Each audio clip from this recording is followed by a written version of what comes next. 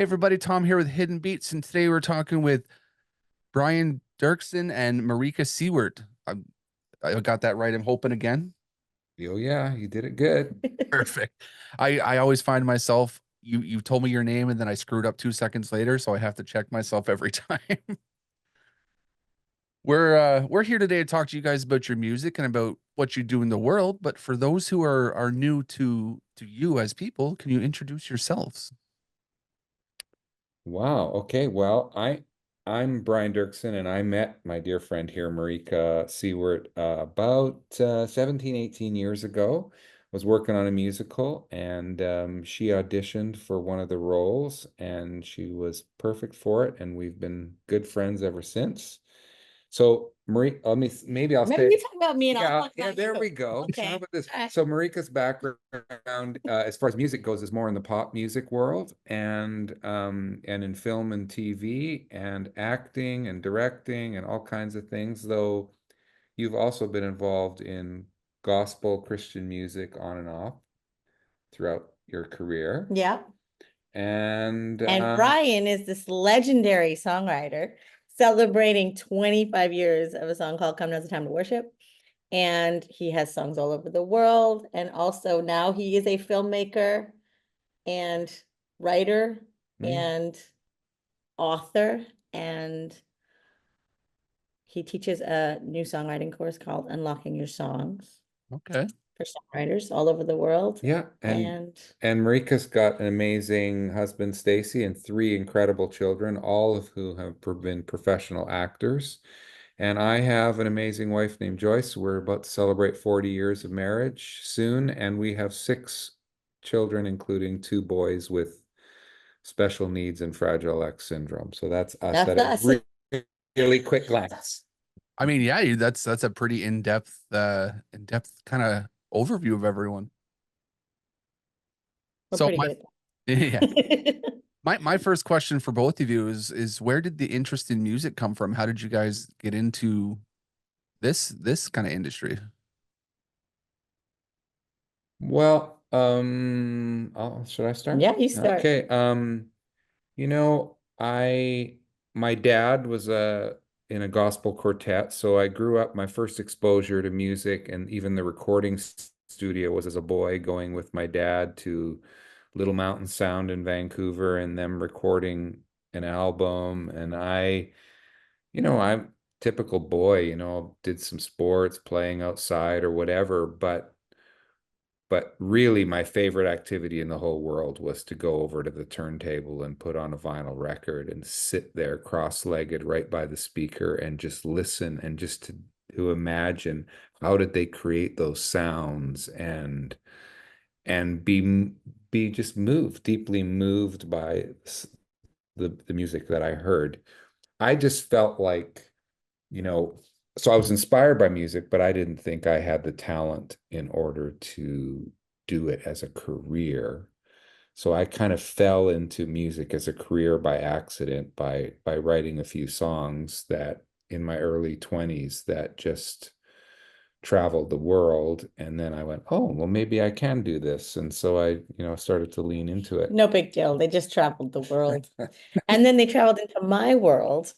And I actually started singing in church too, actually, a lot of Brian's songs. And I thought I was going to start as a Christian artist. I also didn't think I was going to have a career as a musician. I just always wanted to play piano. And so, I had many outlets to do that in the classical world, but also in the church world. And I ended up actually moving to Vancouver, and my career actually started in pop music. And so I had I had a few singles that went top 10 pretty quickly on the pop charts and then got published all over the world as well in different countries with different artists. And so I guess songwriting was a bit of a hobby. It wasn't really something that I was like, oh, I could make a living at this. But it's interesting because the songs that I play now even have a lot of foundation of the songs that I listened to when I was younger that Brian's written. And so it's really interesting that now we're kind of this creative team and partnership collaborating together because we're very similar in a lot of ways. We always like to say we like to sing love over people. And in my pop career, that's what I always did. And in Brian's, worship music career, it's also been the same. And so it's been neat for me to see because we've journeyed together now. And like last year, Brian got to sing at the Royal Albert Hall for the Coronation Prom, and to hear like 5,000 people in London on the day of the King's coronation singing, two of some of his biggest songs, really, you really see how much, you really just see how much impact his songs have made over the years for artists of all kinds, for people of all kinds, all cultures, ages, ethnicities. And yeah, it's been an encouraging thing to be a part of. That sounds pretty wonderful. It kind of is.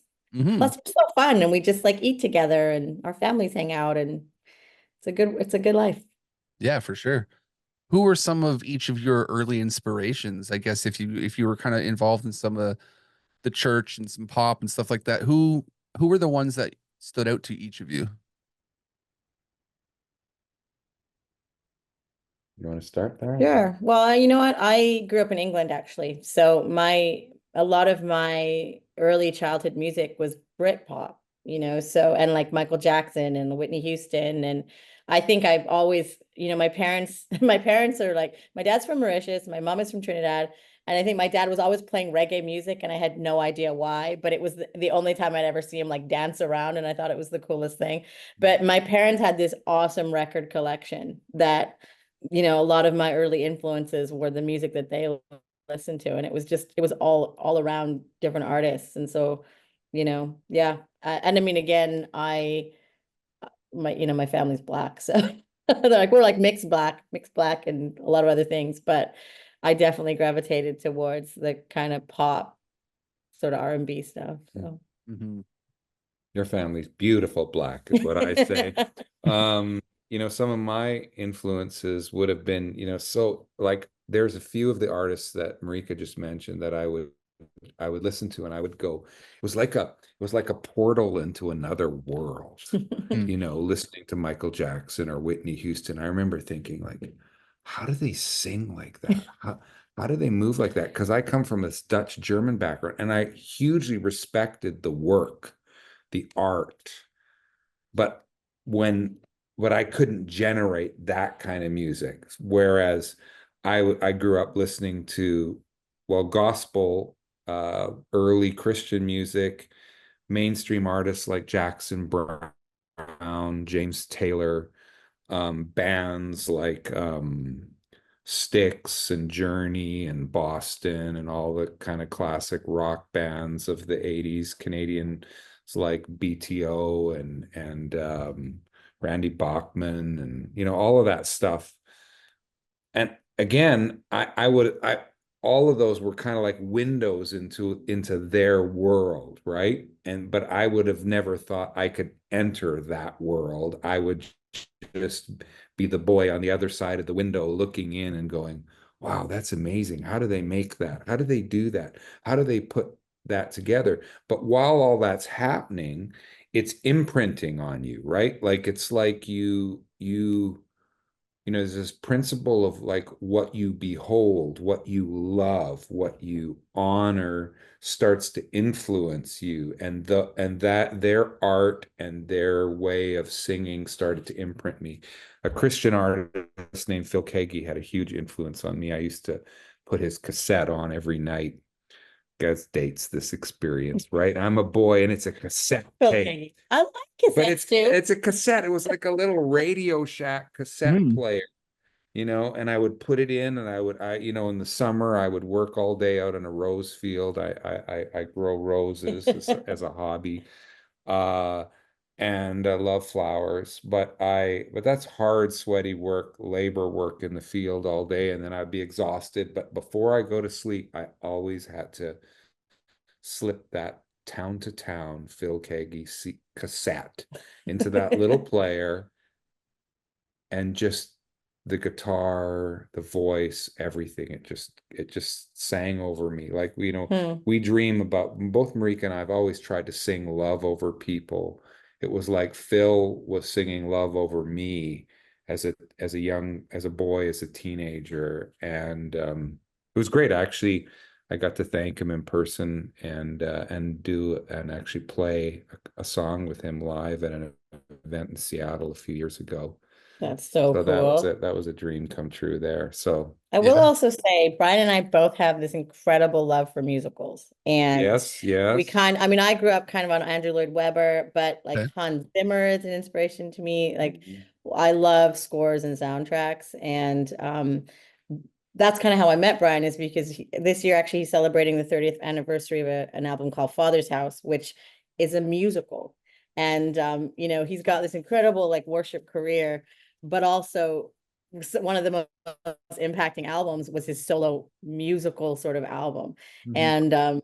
And you know, we started writing a Christmas musical movie that's in development right now, and then we just are listening to like edits of the new Father's House release, because we're doing a release. And yeah, but we've written, you know, like a bunch of songs for Christmas movies. And I don't know, we're just constantly being creative, but I could definitely say Musicals. musicals. Yes, love Mhm. musicals. I'm right there with you guys. I love a good composition. Like John Williams is one of my favorite composers when he does all the modern day tracks for Mhm. like Jurassic Park, things like that. And I love sitting down and listening to something like that. And Mr. Holland's Opus is one of my favorite Oh, I movies. love that movie. You It's know, it's Yeah. also, funny, last week I was actually in LA, and at the Warner Brothers Studios with John Williams's orchestra that oh wow. records a lot of those soundtracks, and his head recording engineer. And it's pretty special, like listening to them live. Yeah, putting all that stuff together is amazing. And I'm actually still of the age where my first piece of music was a cassette tape also. So don't feel too old. I'm Oh, that was my I first mine thing. was too. I got MJ on cassette tape. And MJ is one of my absolute favorite. I bought his whole after he passed, they had the whole release of like all the stuff in the studio with the notes and things like that. And Yeah, I bought that whole thing and listened to it front to back. totally. Yeah. It's amazing. Putting music together like that and then listening to and how they put it together is a passion of mine too. Yeah. That's why I'm doing stuff like this. Yeah. Well, and like I remember he had this movie called Moonwalker that had like a bunch of his songs in that he made a musical movie about. I don't know if many people know about that movie, but I clearly do. That's a true fan Super for fan. sure. I'm a super fan. Mhm. So you guys having your own specific music careers and tastes, how was it starting to work together? Like you guys have released music together. How was that initial collaboration started? well, I mean, it's how we met because she stepped into playing a role in a musical that I was part of writing and that I was singing one of the roles in. So that started about 18 years ago. But then we went a whole bunch of years without doing anything directly together. And you Yeah. continued to pursue the various layers of your career, and I did mine. And then I think in a more focused way, COVID, we can blame COVID, or we can thank Thank COVID. COVID. Thank Thank you, you, COVID. Mhm. because of course everything shut down. Her family was all in film and TV, and that all shut down, and music. You know, my touring, everything had all shut down, and they started coming over and hanging out, and we started almost like bubbling together as two families, their children, our kids. And I have this afternoon tradition of making chai from scratch. I grind the spices and it takes me about an hour. And so they would often happen to come by around chai time and then dinner The best time. time of my COVID And year. we Mhm. would just, and that's what we would do. We would just hang out and talk stories about what had happened in the past and what we still dream about doing. Yeah. And then from that, bit by bit, we'd find out, okay, well, she's doing this, working on this type of song, or I'm working on this type of song. Well, what if we did that together? And also being really intentional, um, not out of this is hard, but intentional, joyful choice that as people of different racial backgrounds, we want to work together, and I want to champion what she's doing Mhm. and also learn more about how challenging it is to be a Black artist in a country like Canada. And um, You know what I mean? So we have the joy of creating things, but we're also intentionally also trying to demonstrate something in Yeah. working together. I don't know. Yeah, no, it's true. And What's I the think, word? well, it kind of like we started, it's funny because we've been friends forever, but our first song happened, the collaboration happened during COVID when there was this whole Black Lives Matter thing. And, I was actually getting kind of angry about it all because I was like, man, it's all about being Black. Not that it's bad to be all about being Black, but I saw especially our communities becoming really divided on it. And Hmm. then Brian had started writing this song called Every Dream, which was our first single that really talked about kind of the heart of, all people are people. Like we just need to love everyone. We need to come back to just loving everyone, being kind to everyone. But it also made me realize, like in this country, especially in our sort of Christian market, um, there are no Black artists really touring in Canada in our market. In Toronto and the East Coast, there's a little bit more of that. But as far as like major platforms, there really isn't. And so, so many years later, after all these kind of racial issues, we're still a little bit far behind. And I think part of the reason why we get to do what we do together is because we really just want to do it together, not because he's white, I'm Black. It's just because we just want to create good art, excellent art. And I think one of my passions is definitely elevating it for other people behind me. And I know Brian's like this too, to just be able to just do what they dream. And I think that's why we work so well together, because we just love doing what we do together, but we're also very intentional and sharing these kind of messages, but in a very like loving and kind way, and but slowly making change as we do it. So yeah, it's good. Yeah, definitely. It's good. It's like a coincidence that you guys have different racial backgrounds because you love making music together, and here you are and just having fun time doing it. Well, also Brian has crazy ideas all the time, and I just kind of go, yes, let's do it. And then how do we do it? And that's kind of how we made a Christmas special a few years ago during COVID. He's just like, hey, look, we're both musicians. We can, and we have like our whole family, my whole family's are all actors, and he's like, let's make a special. And literally that's how we became filmmakers. And then it won, these awards, got nominated for these big television awards in British Columbia where we are, and literally now has launched like our filmmaking careers like in so many other ways. And I think that's the coolest part about what we're doing is we kind of have no limits. Like we just to go, okay, can we do it? And then Brian has a moment of like, no, we can't. And then he's like, yeah, we can. And this is how. And then he like like he just goes. Like Hmm. during COVID, everything shut down. Brian went into like high gear of like, what can we do? How can we help people? And so I think in our kind of when our careers sort of ebbs and flows, we can kind of work off each other in the lows and the high parts to just, keep going, keep creating. So That's actually how these interviews started, was during COVID. I'm actually a photographer, okay. so I get out usually and cover the live shows, but there was no live shows, so interviews kind of picked up in that sense. Yeah. And I'm averaging Okay. 150 a year, I think, roughly now. So Wow. That's mm, cool. yeah, it's something different. I never thought I'd be in front of a camera doing this ever. I was behind the camera. That was where I was meant to be. Yeah, that's cool, Tom. Hmm. So I'm curious, how do you think your music has evolved working with each other? I mean, there's lots of different aspects you can each bring. So how do you see the evolution?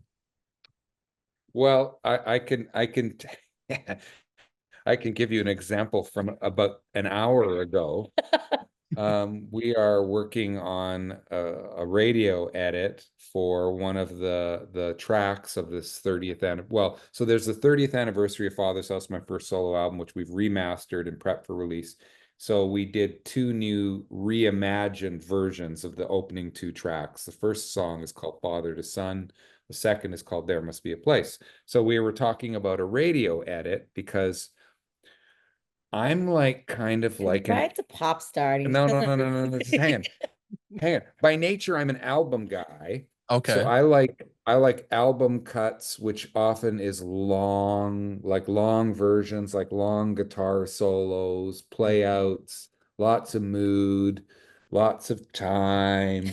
And radio is more focused, they have more some of their golden rules of like, 3 minutes and 30 seconds and Hmm. all of that. So here we have a song that's like, almost 5 minutes long, and we're going to create a radio edit for 3 minutes, 30 seconds. And I don't really know what to do. And Marika walks in the room and she knows exactly what to do and starts going, okay, we'll do this. We'll cut this in half. We'll try this. We'll edit that. And I'm just like kind of in awe of what, but she grew up in that world in pop music and radio, and she understands some of those formats. So that's just an example of one of the ways in which we influence each other, because you're helping me realize some things that I hadn't realized. Well, and I think part of my journey is that, I mean, I've been a songwriter for 20 years, but Brian literally just created this Unlocking Your Songs course. And I just, because I'm such a huge advocate of what he does, and literally he's got like 300 songs that are sung all around the world all the time. And I want to be a songwriter that creates songs that people sing forever, you know? And so I'm always learning from him. I think there's even a song, I call it, I'm like, you got to trademark the BD songwriting method, because the way that just from sitting with him songwriting, the way that he writes out his songs, I'm like, that changed my whole songwriting game. And it's just making me a better songwriter. And there's things too that I know always knew how to do as a songwriter that I couldn't necessarily explain.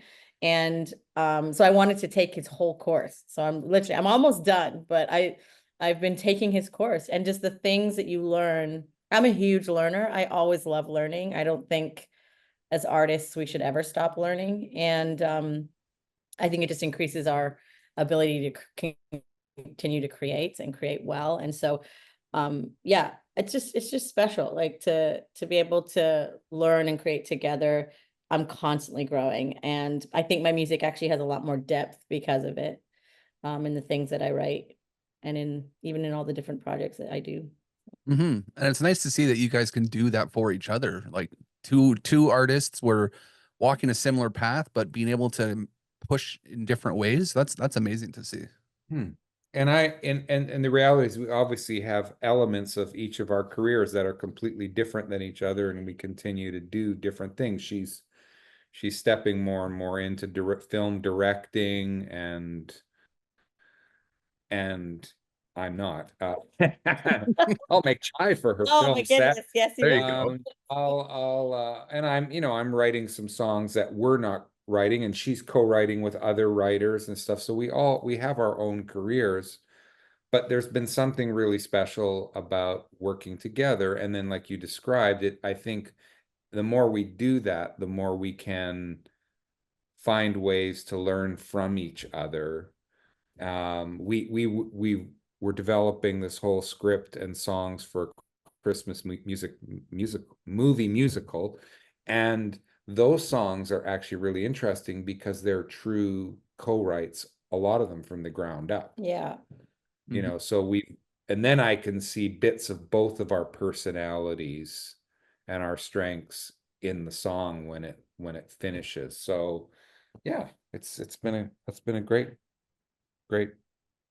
journey to be a part of. Now, in the back half of my interviews, I always ask some fun questions, maybe some out of the box, make you think ones. And since we're on the topic of movies, I'm curious who you think plays you guys in the movie of your lives. Oh, ha ha. Ooh. Oh, this would be interesting. I wonder who you think. Who would I get? I mean, I've had some people say that Michael Keaton is kind of like, looks a little bit like me, which I don't see, but other people see. So I guess maybe I could say Michael Keaton. Ooh, I'm gonna say, like, okay, when I was a kid, I watched Fresh Prince of Bel-Air, you know that show? Yeah, so Tatiana Ali. Okay. But maybe if someone was playing like a younger version of me, I'd probably be like Tessa Thompson. Okay. I can see that. I can see Michael Keaton too. I can, they do a little bit of makeup and lose some hair and you're good to go. First of all, I don't want anybody to make a movie about the story of my life. Hopefully that will never happen, but Hey, if you guys keep on the path you're going, somewhere down the line, I'm sure someone's going to want to put something together. Well, I want to make a movie about Brian's life, actually. It's super interesting. I think one of the crazy things about Brian that people don't know, and it's interesting because he's had such a long career, is how he's done it, him and his wife Joyce, with special needs children. And I don't think people realize it's been actually a pretty amazing privilege to watch, because he's so grounded at home, which I think is what makes his just his work life and his career life also very grounded. And so as an artist in a world that can be very chaotic and very like all over the place, I mean, that's definitely changed the way I also operate. But having that planting, you know, in his home, and he still lives in the house that we're in right now, he's lived in since he was a kid. And there's something very real about that that is often lost in an artist world that becomes all about the sort of the hype and the money and the fame and the whatever. And yeah, Brian and Joyce have stayed so grounded. And, you know, you probably wouldn't even ever know the scope of his career if you were just having a chat with him. But then, you know, you Google him later and you're like, yeah, you've done a few things that are, you know, pretty impacting and still to this day. And I think Mhm. it's pretty inspirational. Yeah, to- wow. when your guys' names came across my desk, I'm new to your music and things like that. But then once I started Googling, I kind of went, oh, okay, and see a list of things, and okay, I go listen to this and this, and I had to start kind of cruising through catalogs and seeing what was out there, and it was pretty interesting. Yeah, that's cool, Tom. And you know, I love doing interviews like this because we don't often, you know, a lot of the interviews we do, people are familiar. And I think the cool thing, even about our collaboration, is we cross so many different worlds. Hmm. And and the neat thing too I love about Brian is he's always evolving. And so even his next album is a love song album that, you know, he's never done anything like that before. And it's, you know, can be even a completely different genre than what he's used to. And I think I love it when we get to do interviews like this and meet people like you, because it's one more chance to get the music out there, to get our stories out there. So really appreciate that. And I'm a fan of good music. So if I hear something that I like, it doesn't matter genre. I can go anywhere. Like Michael Jackson's obviously one of my favorites, but Linkin Park, Metallica, I can do High School Musical, you know, soundtrack. I can do all over the place. Yeah, High School Musical. Kenny's like a pal of ours. It's like we love Mhm. it. It's cool.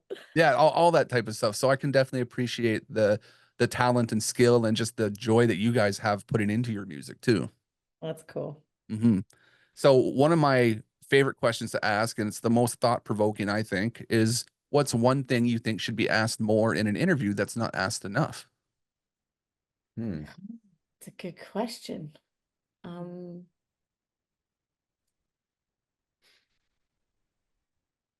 Mm.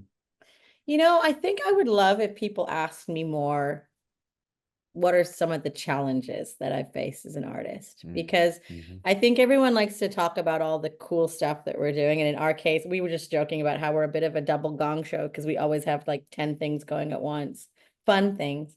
But I know that for artists especially, and probably just humans in general, all of the successes come, but not without a lot of sacrifices and a lot of challenges. And I think there's a real there's real value in sort of the truth of the hardships Hmm. and the truth of the, you know, sort of overcoming that and, you know, getting not even getting past it, but just how do you do your career and your art while walking some of those roads. So I guess that would be something that would be an interesting question for me. And probably related to that for me would be what are the ordinary things that you do in your life that provide a kind of a foundation for then those maybe more extraordinary things, the artistic expression, the songs, the performance. What are all the ordinary things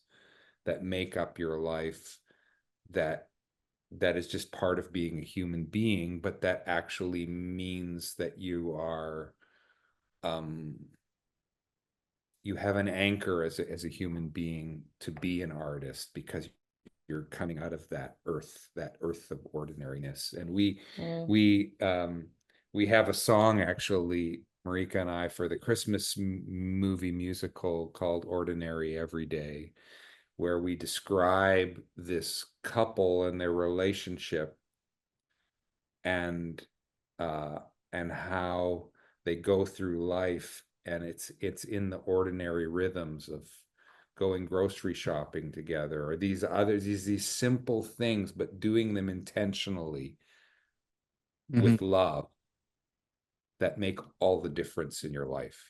I think put it this way: most things in the media focus on the extraordinary, the Mm. unusual. But the vast majority of your life and for everybody in the world, it's how we handle the ordinary things in life that will make the difference, the biggest difference in our life. Mm-hmm. Love that. And Good question. actually, both of those points were two topics that I've had to trim out so we can keep some time in here. Otherwise, I would have been asking things about grounding and things like difficult points in your career, because those are definitely interesting topics to bring up, and kind of it makes you more human in a sense of, like you said, the extraordinary is always out there, but we need to see the extra stuff too. Yeah. Yeah. Mm-hmm. I mean, we could definitely do this again, and we can get into all kinds of these topics. That'd be more than fun to do that for Well, sure. when he's doing his love song album release, you can do it again, Tom. There we go. Yeah. So I do think, because we have a short amount of time left, the couple important questions, and I think a really good one is, what do you guys hope people take away from your music? Love, and love in all of its forms, love in human relationships, love feeling like that, however you see the divine, the creator, God, whatever language you want to use, that you feel like you live in a world where that you're just loved because you exist. So, I mean, that for me is the anchor thing. Me too. I think another layer of that is I don't feel like there's still enough representation of people like me in music. And so just inspire sort of young artists and old artists, actually, for that matter, to just dream. I'm a huge dreamer, and so is Brian. And I think just the ability to believe that anything really is possible if you dream it, put the work in, trust your creator. And I think that's what I like people to take away when they experience anything that we do. So. I think that's a very good point for sure, and it's a good overarching feeling to have when you're trying to look at music and things like that. Yep. All right, so my last question, and I always leave this one to the end because it's going to make you think the most, is, are you happy? Oh, that's so funny because Marika and her husband Stacy and my wife Joyce and I had coffee yesterday, and they were giving me an update of our tour coming up and some numbers and stuff, and Joyce was kind of giving me a little bit of an elbow because I wasn't like showing any demonstrative like excitement when they said, "Oh, we're doing quite well. We've covered our bills and this and this." And because I'm just a naturally kind of Mild Mennonite celebrator. yeah, mellow, melancholy, kind of person, and actually sad songs are what make me happy. Like listening to sad music is actually very cathartic for me. So I'm deeply happy in that I'm doing what I love with my spouse of almost 40 years, with my children, with good friends like Marika. So yeah, I would say I'm happy, but I'm not always bubbly. I mean, I'm kind of the same. I'm so happy because I always consider a privilege that we get to be artists. We get to make a living as artists. And that one of my things has just always been able to do it while being a good wife, a great mom, and with my family, that they would never have to feel like I chose my work over them. And so that ultimately is the foundation of my happiness. So whether I'm up or down, and in the artist's life, we were joking because I'm like, yeah, it's like 70% depression, 30%. And my husband's like 70%, maybe like 92. And I'm like, as far as like happiness goes, but the foundation is there. And I think it's very real for me to go, this is a very up and down life for me, but joy is definitely the center of everything that we do. So yeah. And it's funny because Brian's wife, actually, whenever we are talking about things to do, she's always like, what does it make you happy? And it's something that I always kind of resonates in my soul, because I'm like, oh, yeah. And if it doesn't, why are we doing it? So I think we try to choose the things that do bring us joy. No, and that makes sense. Exactly like you said. Why if it's not making you happy, then what's the point? Yeah. Mhm. Well, it was great to actually get to sit and talk with you guys. I'm very happy to be able to feel a little bit more about who you are and what makes you tick, like I said, and behind the music. And you've definitely got a new fan in me. I've listened to songs now, and I'm definitely going to be keeping track of. I want to see this musical, the Christmas stuff when it comes out, and I'm definitely happy we got a chance to sit down and talk. Thanks, Tom. Thanks for having us. Yes, thank you for having us on Hidden Beats. Mhm. Great. And definitely hope we can do this again at some point because there's always opportunity to catch up with old friends. Awesome. Sounds good. So where can people find you guys on social media? Oh man. Well, just at Brian Doerksen, briandoerksen.com. Doerksen is Doerksen. And Mine's just marikasiewert.com. So Marika, MARIKASIEWERT @.com. Sorry. And then my Instagram, I'm pretty much only on Instagram, Okay. but it's just marika.siewert. People can follow. Well, we'll Yeah. make sure that we link some of these things so people can get to know you and know your music more. Thank you. Well, that's the end for us, and we'll sign off, and you guys can go enjoy the rest of your day. It seems like you got a lot of stuff on the go pretty much all the time, so I won't keep you too much longer. okay. Thanks so much, Thanks. Tom.